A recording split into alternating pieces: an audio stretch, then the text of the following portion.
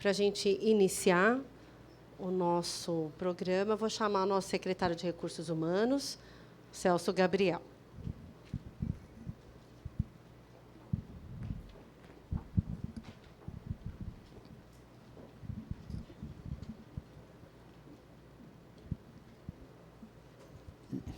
Boa tarde a todos. Sejam bem-vindos ao nosso primeiro encontro aqui na Câmara Municipal de São Paulo. Aqui tem caras novas, né, e caras já conhecidas, né? Está aqui o Fuda, que já é nosso conhecido, tem o Wendel aqui, tem bastante gente aqui. Quem que já trabalhou aqui na casa? Tem o pessoal aqui também do Nabil Bunduque, né, que já trabalhou. Já tem bastante gente aqui. Mas, bom, de qualquer forma, sejam bem-vindos, né? É a maior Câmara da América Latina, né, o terceiro orçamento do Brasil, e nós temos muito orgulho de trabalhar aqui. Esse evento foi organizado não só pelo Recursos Humanos, foi criada uma comissão, e essa comissão tem vários departamentos da casa, né? Está aqui o diretor de cerimonial, né, o chefe de cerimonial, por favor, podia levantar aqui para a gente, uma salva de palmas, por gentileza.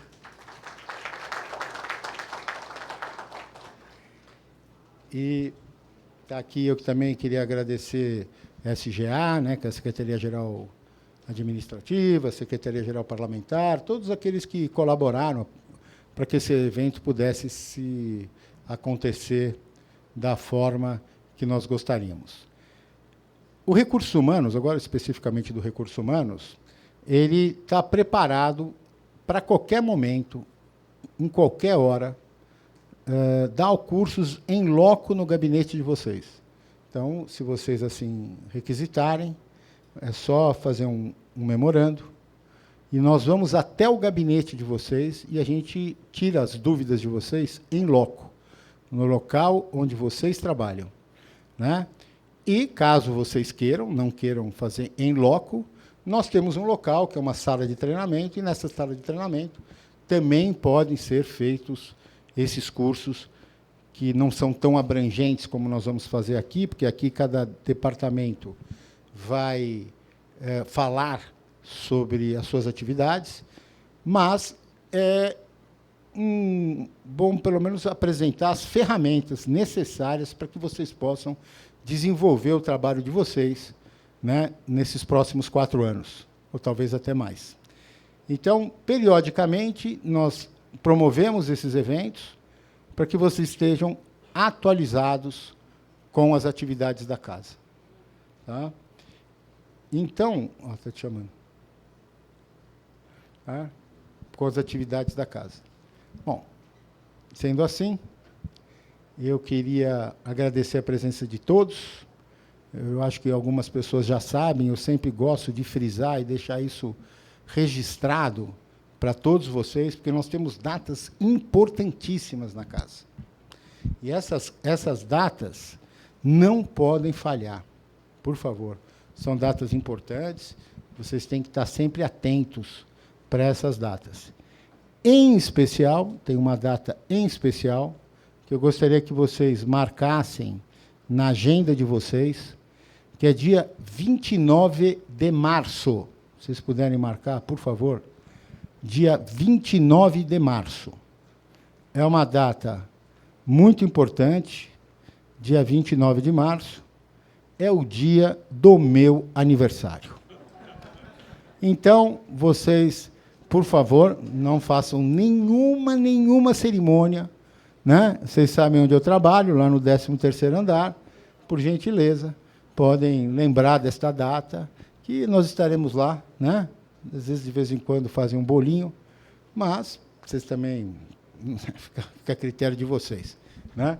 Mas, por favor, deixem registrados.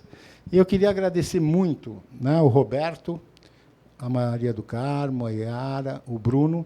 Eles fazem parte lá do Recursos Humanos, e é com eles que vocês vão ter muito contato toda vez que vocês quiserem um treinamento, alguma informação sobre treinamento, né, livro de ponto, todos os cursos que forem ministrados, né, seja do Recursos Humanos ou de qualquer outro departamento que vocês queiram novas informações, por favor, vocês entrem em contato com eles. O Roberto, levanta o braço, por favor. O Roberto é o supervisor, ele vai poder atendê-los e marcar qualquer problema que vocês tenham, qualquer dificuldade que vocês tenham, por favor, é só entrar em contato, que eles vão descer e vão ajudar vocês a fazerem as atividades que vocês necessitam, né? Então, sejam muito bem-vindos. Nós vamos começar o curso com o professor Bira, que é ele também é secretário aqui da casa, vai ser apresentado pela Maria do Carmo, né? Vamos manter aqui o nosso rito para que a gente não atrase, né? Então, eu queria agradecer muito a presença de todos vocês e que vocês sejam muito bem-vindos à Câmara Municipal. Bom curso a todos, né? Dia 29, hein?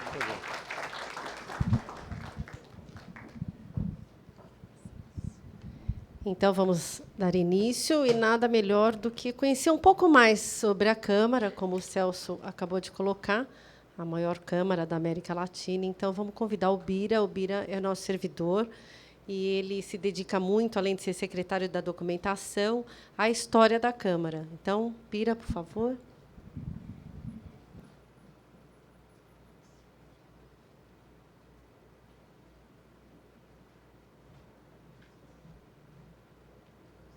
Só lembrando que, ao final, se alguém tiver alguma dúvida, alguma pergunta, por favor, que levante a mão, a gente leva o microfone, porque, senão, não fica gravado, e tem alguns colegas que não puderam estar aqui, estão vendo online, aí não sai o som, tá bom?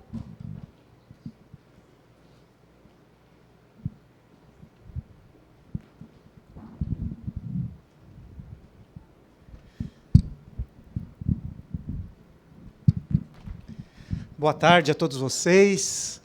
É um prazer estar aqui, participar desse momento.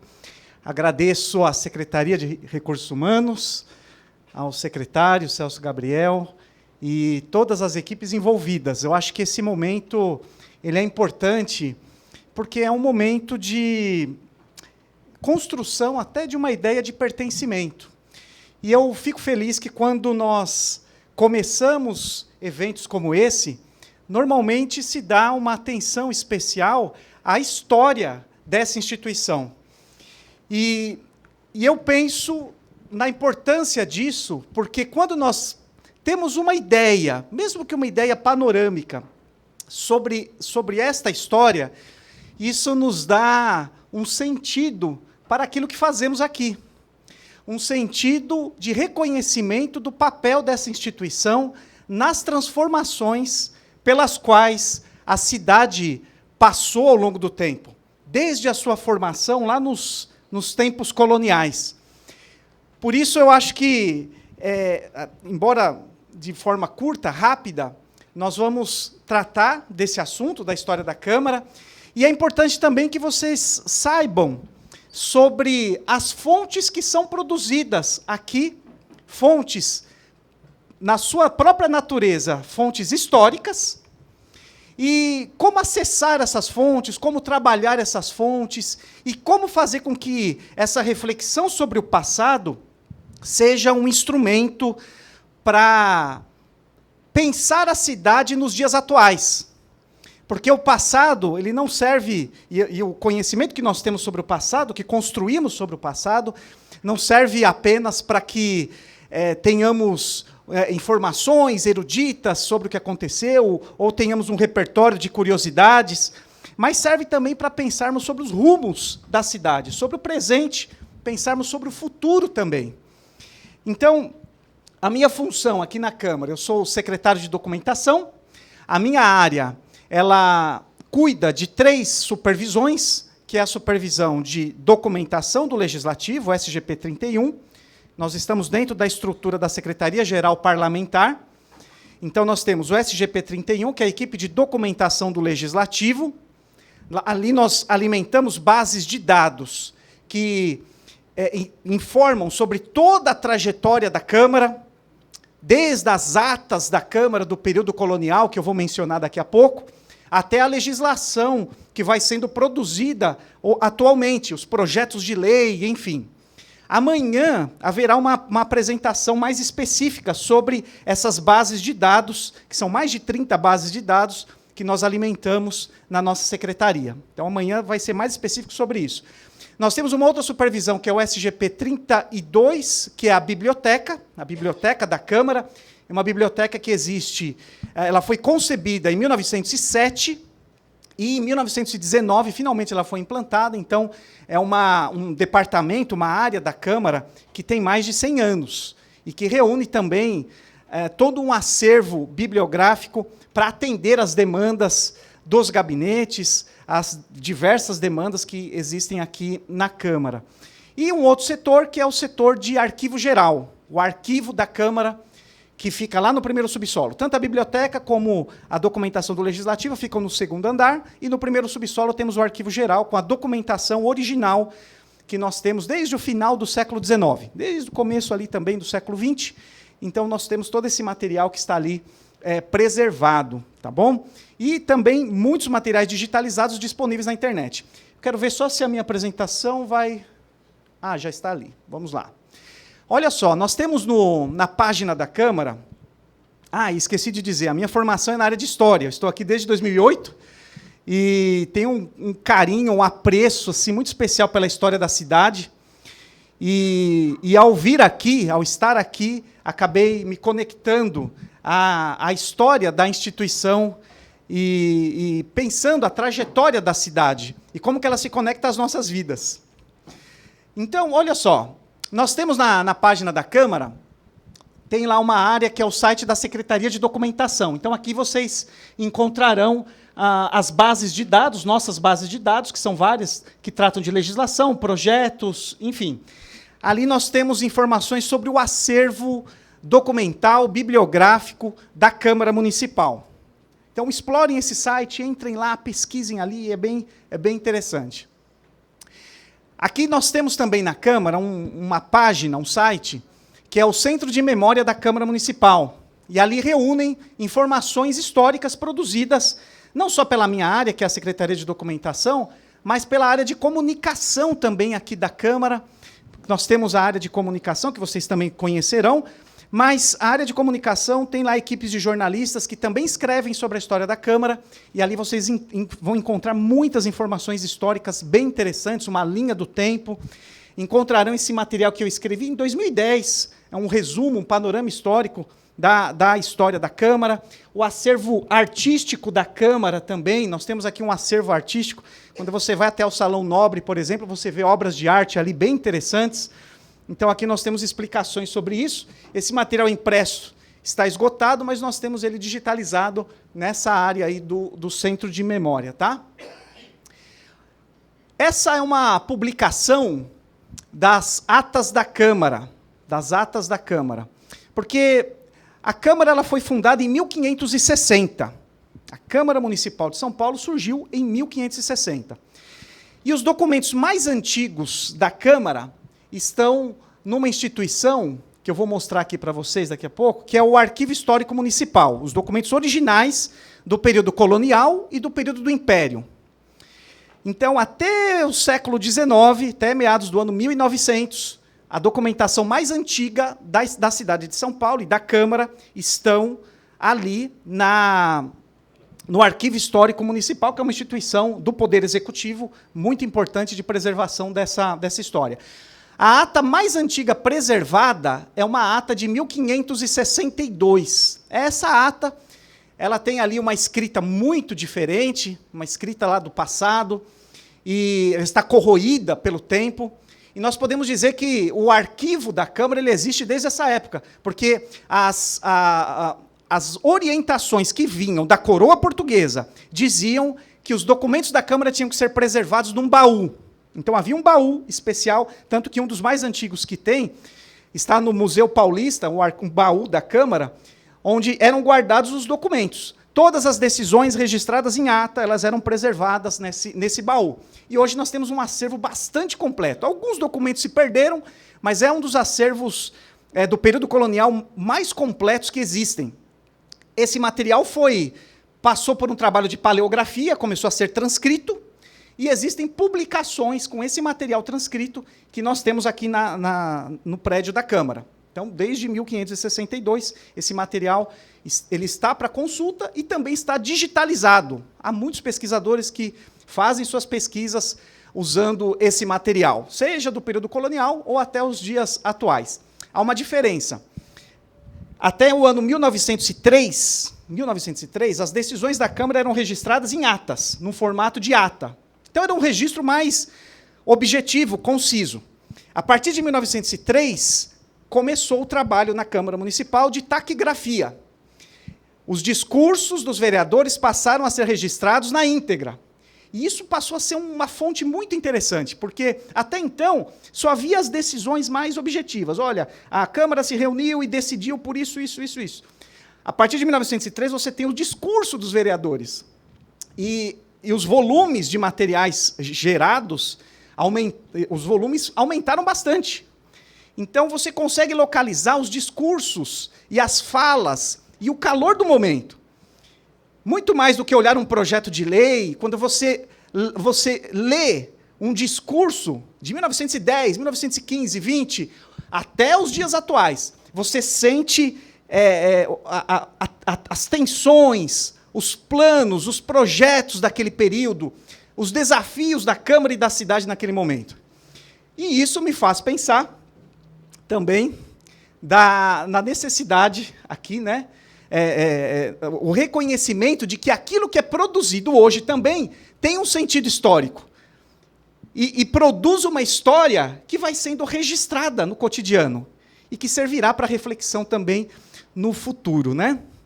Então, eu vi aqui agora a vereadora Amanda Vettorazzo, agradeço por estar aqui também participando. Não tem mais algum vereador ou vereadora aqui conosco hoje, mas agradeço prestigiar esse momento aqui conosco. Então, eu estava dizendo sobre essas fontes e queria mostrar aqui a formação da Câmara. Como eu disse, né? 1560, eu vou destacar aquela data ali no final, algumas coisas eu vou pular. Havia uma Câmara Municipal em Santo André da Borda do Campo, e ela ajudou a dar origem à Câmara de São Paulo em 1560. Tá? Em 25 de janeiro, nessa semana, nós vamos comemorar o aniversário de São Paulo, a fundação da cidade em 1554. Então, começou com o aldeamento jesuíta, mas oficialmente passa a ter um poder político instalado aqui a partir de 1560. Tá bom? Muito bem. Alguém sabe onde está esse quadro? Alguém se lembra? Onde está esse quadro aqui na Câmara? Ele está no Salão Nobre. Esse quadro fica no Salão Nobre, fica lá na frente. É um quadro de 1913 que representa a instituição da Câmara Municipal de São Paulo. É uma obra encomendada, representa a formação do chamado Pelourinho, que é essa parte de pedra aqui, que representava a existência de um poder municipal. Havia a presença de vereadores. Ao fundo, havia uma representação do aldeamento jesuíta, com o padre José de Anchieta. Na ponta, havia um homem chamado João Ramalho, que havia formado a Santo André da Borda do Campo e que ajudou a formar São Paulo. Ele aparece um pouco distante na imagem. Há toda uma reflexão em cima dessa imagem. Mas é uma representação idealizada da história da formação da Câmara. Esse é o Arquivo Histórico Municipal. Fica próximo à Avenida Tiradentes, tá bom? Uma instituição bem importante para a memória da cidade. A Câmara Colonial. Quantos vereadores havia quando ela foi formada? Havia um juiz, que era chamado de presidente, havia 2 vereadores e um procurador. O procurador ele fazia um papel de tesoureiro e aquele que executava as decisões que eram tomadas pelos vereadores. Esses cargos, eles eram todos escolhidos. Havia uma eleição para escolher esses cargos. Tá? Então, mesmo nos períodos coloniais, podemos dizer que essa ideia de representatividade ela começa com as câmaras municipais. A Assembleia Legislativa é algo que se forma só depois do ano 1824. Só depois desse período que surgem assembleias. Não havia prefeito. A cidade ela era gerenciada pela Câmara Municipal apenas com essa composição. É claro que a cidade, primeiro era uma vila e depois se tornou uma cidade, ela era um núcleo muito pequeno, que ficava numa parte alta, numa colina alta da cidade, que é ali onde fica o pátio do colégio, onde tem a região ali da Praça da Sé, esse núcleo que é uma área elevada, que está entre alguns rios. De um lado, o Tamanduateí, do outro lado, o Anhangabaú. É uma área, portanto, protegida, é uma área estratégica. Havia uma aldeia indígena ali, e depois, com a chegada dos portugueses, se forma esse núcleo de, inicialmente pequeno, populacional ali, tá bom? Havia o almotacel, que era um tipo de fiscal, um escrivão e um porteiro. E no século XVII, depois do ano 1600, a Câmara ela aumenta um pouco o seu tamanho, ela passa a ter 2 juízes e 3 vereadores, tá bom? Essa é uma representação da Câmara no período colonial. Um edifício pequeno, e você pode pensar na comparação que nós temos hoje com este prédio aqui. A Câmara, no período colonial, era um edifício... Não sabemos se era exatamente assim, mas comparando com outras câmaras, não sei se alguém já foi na cidade de Mariana, em Minas, em Mariana tem lá o edifício da Câmara. É algo pequeno, normalmente dava-se para subir a um outro andar, e havia cadeia também, porque a Câmara tinha a sua cadeia. Não havia uma prisão no período colonial específica, mas a cadeia era gerenciada também pela Câmara. E o abastecimento da cidade de alimentos que vinham de fora passava pela Câmara também. Então a Câmara tinha vários papéis. Ela tinha papéis administrativos, legislativos e judiciários também, porque ela julgava crimes. Ela determinava a prisão de pessoas. O papel dos vereadores e do poder político ali naquele período era bem centralizado nas câmaras municipais. Aí eu vou dar um salto no tempo. Nós tivemos a independência do Brasil em 1822, tá? E em 1822, com a independência, novas leis são feitas, e aí nós temos, em 1828, uma lei que fala sobre como deveriam ser os municípios, e diz que as câmaras são corporações meramente administrativas e não exercerão jurisdição contenciosa. A Câmara passa a ter 9 vereadores, tá bom? Então, houve um aumento do número de vereadores depois da independência. Essa é uma imagem da Câmara, a sede da Câmara, por volta de 1877. A sede da Câmara agora é um prédio um pouco maior, e era no chamado Largo de São Gonçalo, que é a atual Praça João Mendes, que é atrás ali da Catedral da Sé. Onde tem a Catedral da Sé, atrás, aquela praça atrás, o edifício da Câmara ficava ali. Era esse edifício que não existe mais, ele foi demolido, tá bom? Quando aconteceram ali transformações a partir da década de 20, a construção de largas avenidas, então precisaram demolir esse edifício. Ali também funcionou a Assembleia Legislativa, porque a Assembleia Legislativa Estadual é algo que surge depois do ano de 1824, tá? E aí agora nós temos um poder legislativo no âmbito provincial ou estadual e o poder legislativo que representava o poder todo municipal com a Câmara. Aí nós damos um outro salto no tempo. Houve, a partir de 1881, um aumento do número de vereadores, passam a ser 13 vereadores, tá? 13 vereadores na Câmara. E vocês sabem, toda a política, até no Brasil, praticamente até a década de 1930, toda a política era praticada exclusivamente por homens. Não havia participação de mulheres. Então, havia 13 vereadores, eles tinham mandato, nesse período, mandatos de 3 anos, e eles cuidavam das questões da cidade. Agora nós entramos numa fase de transformações demográficas. Há um crescimento muito acelerado da população de São Paulo. Em 1875 havia 30 mil habitantes e 3 mil edificações. No ano 1900, houve um salto para 240 mil habitantes e 21 mil edificações. Então, isso significa que, no final do século XIX, São Paulo começou a passar por um crescimento muito grande, muito acelerado. Do ponto de vista econômico, qual foi o produto que estimulou esse crescimento da capital? O café. O café. O cultivo do café. Primeiro na região do Vale do Paraíba, entre São Paulo e Rio, e depois na região do Oeste Paulista. E muitos dos barões do café tinham suas propriedades na capital. Isso dinamizou a economia da capital. Em 1867, houve a inauguração da ferrovia, ali a Estação da Luz, então a ferrovia, e a partir de então essa expansão ferroviária, interligando diversos pontos do estado com a capital, isso foi fazendo com que houvesse um impulso aqui de crescimento da cidade. Tá? E também a chegada de pessoas, não só a população aqui, mas a chegada também de outras populações de outros países, no caso, os imigrantes,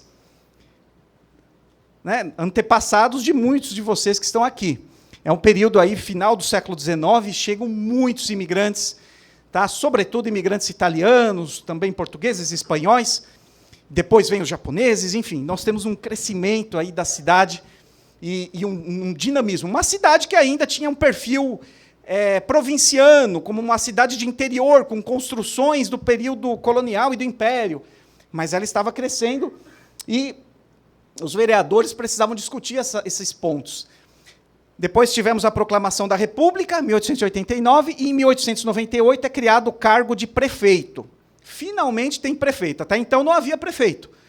Só a partir de 1898 teve o cargo de prefeito, sendo que o primeiro foi Antônio da Silva Prado. E aí São Paulo continua com o seu crescimento sem parar. Já havia alguns pesquisadores dizerem que nenhuma cidade no planeta havia passado por um crescimento tão rápido como São Paulo no começo do século XX. É um crescimento realmente muito acelerado. Quando nós pegamos as atas da Câmara, percebemos as discussões, as tentativas de estabelecer como deveriam ser as ruas, o tamanho das edificações, o problema dos cortiços na cidade, o problema da expansão da cidade frente a propriedades também privadas que existiam ali, como que você concilia o interesse público, essas questões das propriedades privadas, discussão sobre desapropriações para o crescimento da cidade. Um desses casos, por exemplo, nós temos o Vale do Anhangabaú. O Vale do Anhangabaú, ali passa um córrego, o córrego Anhangabaú, e ali havia algumas propriedades, havia casas. E aí começou uma discussão no começo do século XX sobre a desapropriação dessas construções para formar um parque que interligasse a área do chamado Centro Antigo para o Centro Novo. E o que interligou essas áreas foi a construção do Viaduto do Chá, a partir de 1892. Então, são discussões e tudo isso passava e sempre passou pela Câmara Municipal. Todas essas decisões sempre passando pela Câmara. Olha só, de 1900, 240 mil habitantes, 1920, 580 mil habitantes. Então, o crescimento da cidade não parava. Peguei uma imagem aqui de 1926, a Câmara em 1926. E é muito interessante essa imagem. A gente pode pensar em várias questões e comparar com os nossos tempos. Primeiro que todos eles eram todos de um único partido, era o chamado Partido Republicano Paulista. Tá? Era um único partido. Todos eles estão uniformizados. Havia divergência entre eles, debate? Havia. Quando você pega ali os anais da Câmara e vê os discursos, você percebe que havia. No entanto, não havia tantas diferenças. Tá? Eles tinham uma mesma matriz. Eles, social, normalmente eram ou profissionais da área de engenharia, ou profissionais da área do direito, eventualmente alguém da área de medicina, mas não saía muito disso, tá? Dessas áreas. E eles discutiam problemas da cidade, mas nós temos aí apenas também homens. Tá? Não há, pelo menos olhando na imagem, nós não temos jovens, né, participando. E essa imagem traz uma reflexão sobre o que se tornou, né, a Câmara ao longo do tempo, a partir de demandas da sociedade e a pluralidade que nós temos hoje dentro da Câmara. Tanto de ideias, diversas correntes de pensamento representadas, também do ponto de vista, né, também nós temos mulheres, enfim, tá? Nós temos várias representatividades aqui, uma diversidade grande aqui na Câmara Municipal, com o aumento também do número de vereadores. Tá? E também aí do ponto de vista étnico, também todos homens, brancos, enfim, Então, nós temos mudanças aí que aconteceram ao longo do tempo. Essa é a sede da Câmara. A partir de 1914, foi nesse prédio, chamado Palacete Prates, que ficava na região do Vale do Anhangabaú. Tá? Esse prédio não existe mais. É uma pena, ao longo do tempo, que muitos desses edifícios antigos se perderam, porque São Paulo passou por uma primeira transformação a partir de 1875, a partir do ano 1900, outras mudanças, novas construções, a demolição de edifícios do período colonial.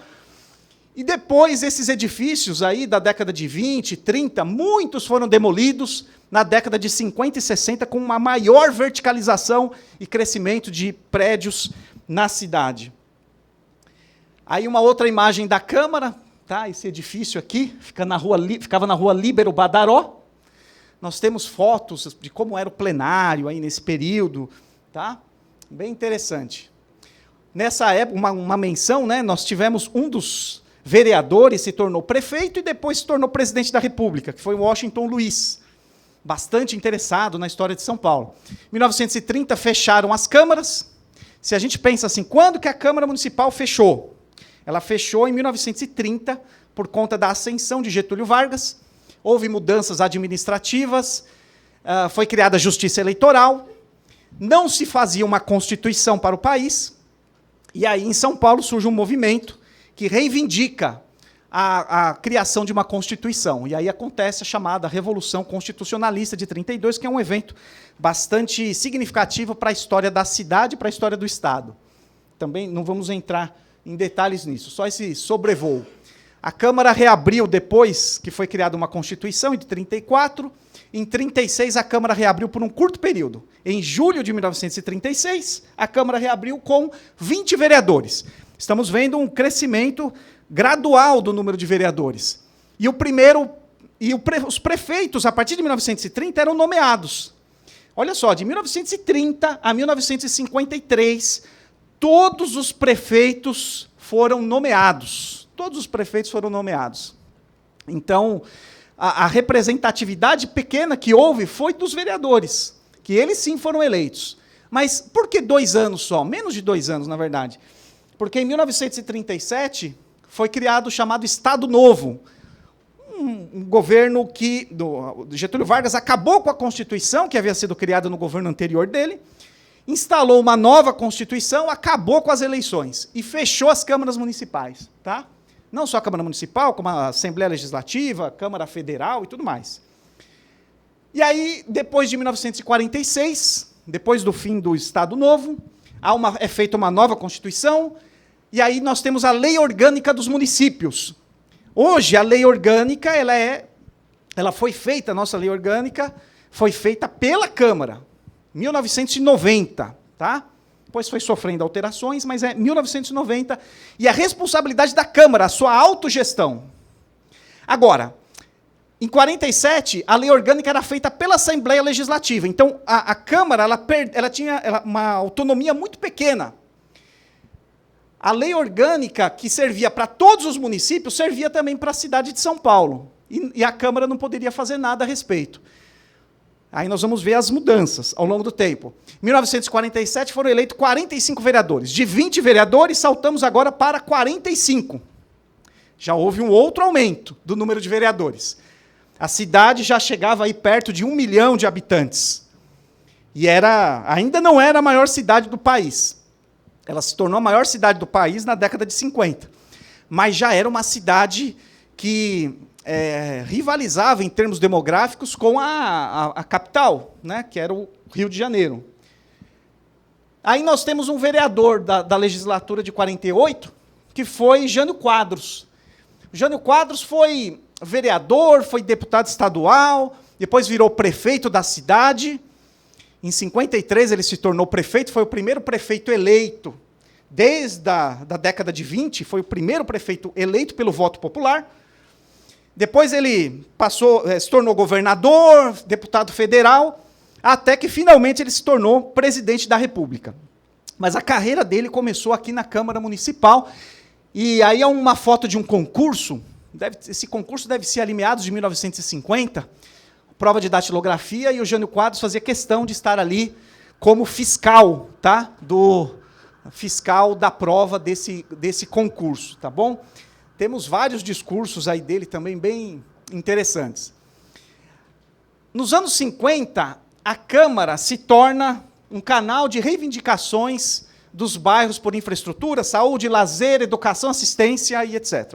Porque, olha só, até a década de 40, a gente pode dizer o seguinte: os vereadores, não havia muito acesso aos vereadores. Essa ideia de que o vereador circulava pela cidade, conversava com a população, não havia. Por quê? Porque as eleições eram muito restritas, poucas pessoas votavam.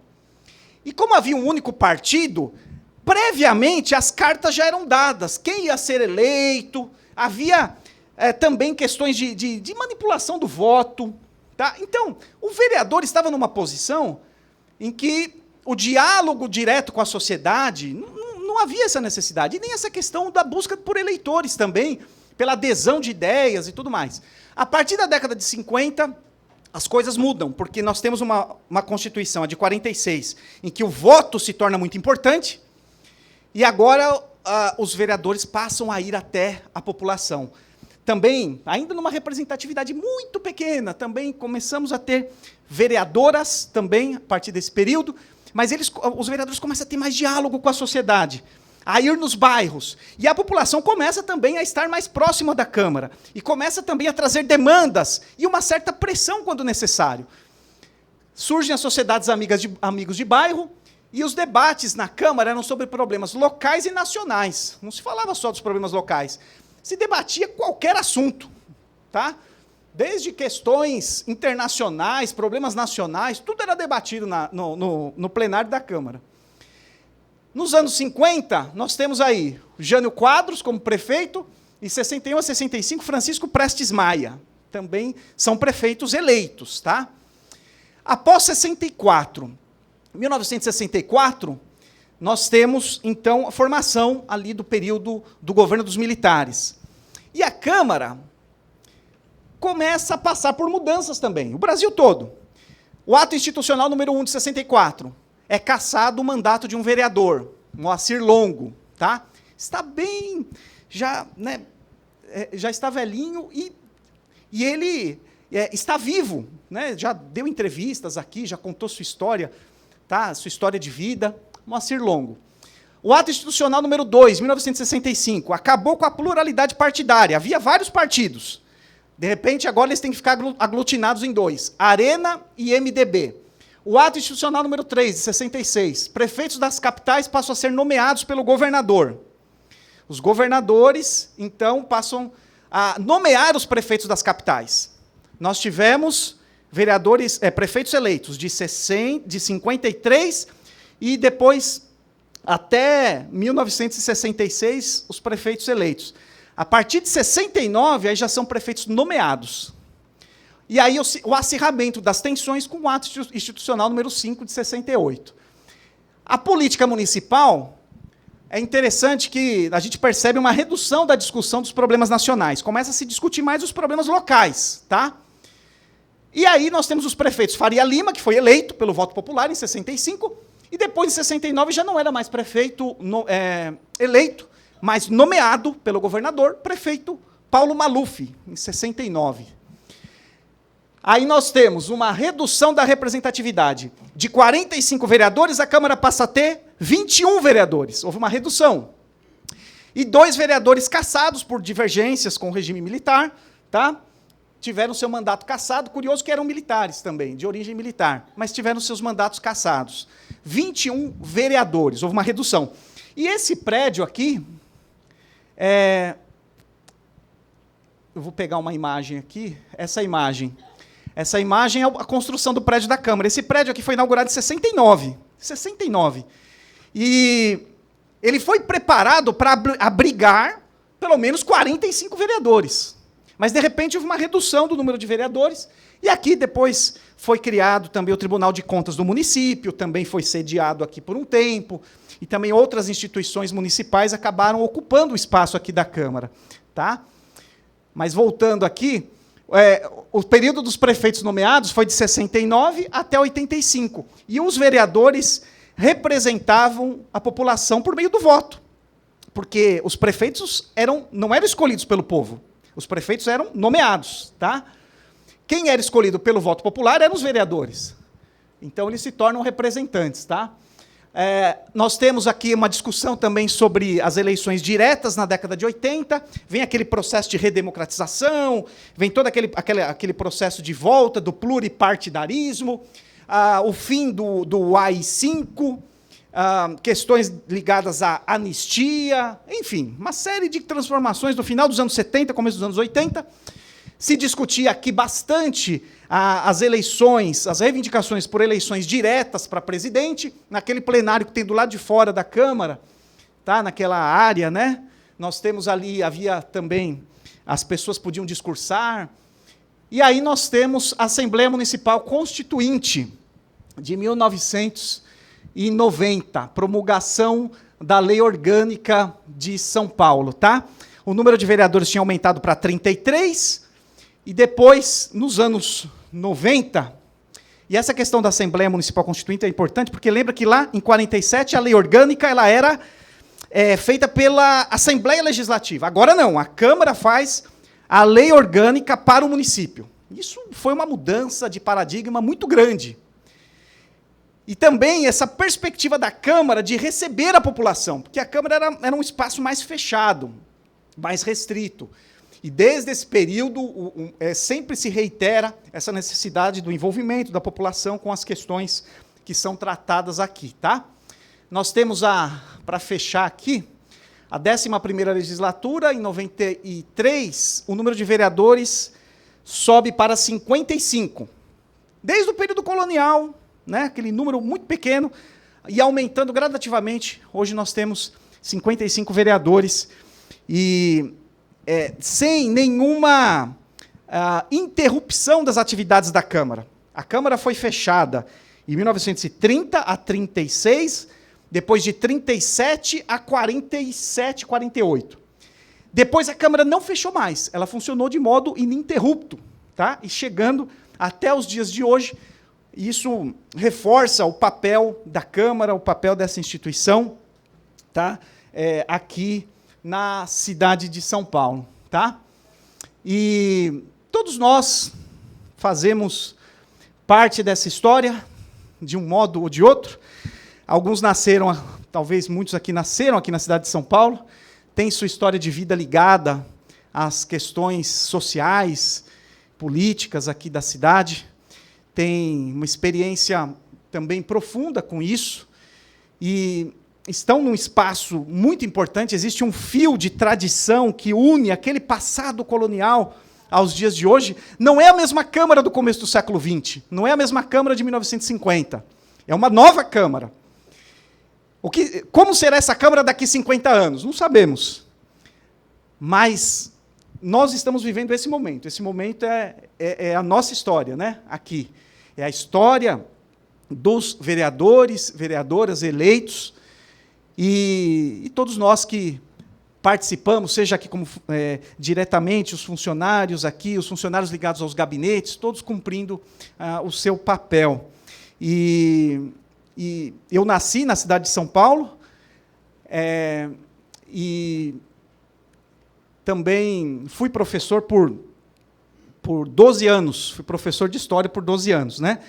E as questões aí da vida, os caminhos, os rumos da vida, né? Nunca imaginei que ia trabalhar na Câmara Municipal. Entrei aqui em 2008 e também nesse meu período de professor, né? Eu fico muito curioso que eu tenho uma ex-aluna que se tornou vereadora aqui, que é a Amanda, né? A Amanda foi minha aluna a conheci desse tamaninho, assim, ó, viu? Desse tamaninho, período ali do ensino fundamental e começo do ensino médio. Depois não tivemos mais contato, né? Eu saí da escola e tudo, e a gente vê, né, esses rumos da vida, né? E depois reencontrei aqui agora a Amanda, né? Então, a história, a cidade de São Paulo, por mais grande, por maior que ela seja, né, na sua dimensão demográfica e todas as suas questões, mas as vidas se entrelaçam, né? E vamos construindo a nossa história aqui na cidade, tá bom?